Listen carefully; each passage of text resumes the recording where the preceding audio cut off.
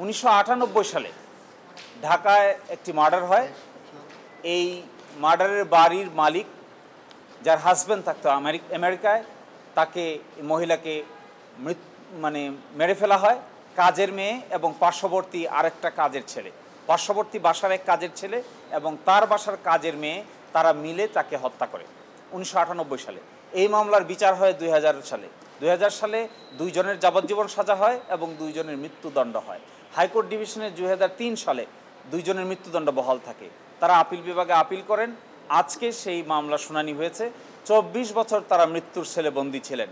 আজকে তাদের সাজা কমিয়ে আমৃত্যু কারাদণ্ড দেওয়া হয়েছে এবং তাদেরকে ইমিডিয়েটলি কন্ডেম সেল থেকে নামিয়ে সাধারণ কয়েদিদের সঙ্গে রাখার জন্য আপিল বিভাগ নির্দেশনা দিয়েছে। উনি মেসেজ দেওয়ার চেষ্টা করেছেন যে তাদের বিরুদ্ধে অভিযোগ হলো যে তারা অশালীন সম্পর্কে জড়িয়ে যায়।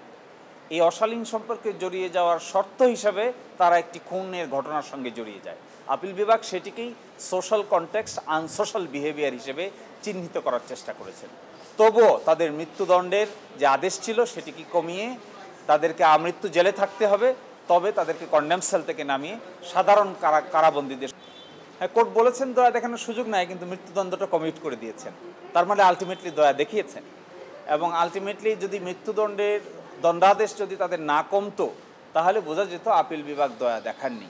সার্টেনলি 24 বছর মৃত্যুর সেলে বন্দী থাকার পরে মৃত্যুর যে যন্ত্রণা, এটি বোধ করতে আর কারো কোনো না বোঝার কথা থাকতে পারে না।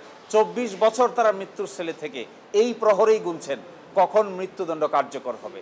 আজকে আপিল বিভাগ সেটিকে নিয়ে নজরে নিয়ে যদিও বলেছেন যে ঘটনাটি হেনাস, যদিও বলেছেন যে ঘটনাটি দুর্বিষহ, কিন্তু তাদের মৃত্যুদণ্ডাদেশ কমিয়ে যাবজ্জীবন কারাদণ্ড দিয়েছেন, আমৃত্যু কারাদণ্ড দিয়েছেন।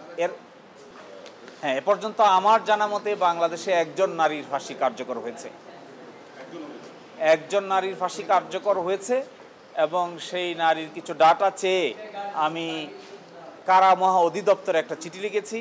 তার বিস্তারিত জানতে চেয়ে এখনও সেই চিঠির জবাব পাওয়া যায় নাই। পত্রপত্রিকা মারফত খবর পেয়েছি যে একজন নারীকে বাংলাদেশে এই বিগত 53 বছরে একজন নারীর মৃত্যুদণ্ড কার্যকর হয়।